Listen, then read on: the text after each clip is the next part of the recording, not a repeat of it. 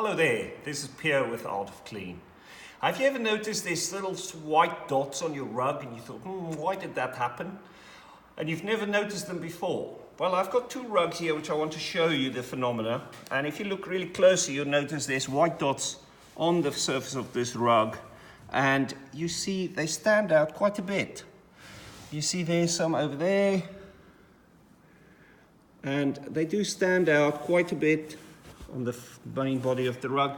Over here we have a nice Chinese and we see the same thing happen. We've got some white dots on the rug.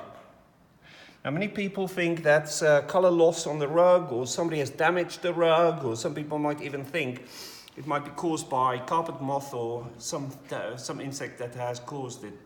What is happening when these rugs are made is, if I can use this Chinese as an example, this fringe that starts on this end is actually the same fiber that runs all the way through to the rug to the other side.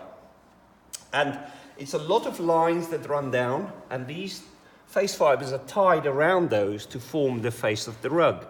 As they make the rug, these fibers that run into the frame of the rug, which is the fringe, actually gets quite a bit of wear, because as they make the rug, they rub against those fibers. And it can sometimes happen that they break. As they break, what they'll do is they'll loosen the strand at the top and then bring it down and retie a knot and then stick the knot into the back of the rug when the rug is made. The rug is then shaved, but over the years, as the rug gets used, the face fibers wears away and that exposes what's called a white knot. That's normal for a hand-made or hand-knotted rug. And what can be done, you can use a little bit of color to color it in, or you can stick it into the back of the rug. Many people prefer to keep it that way, like we have this lovely Hamadan rug here.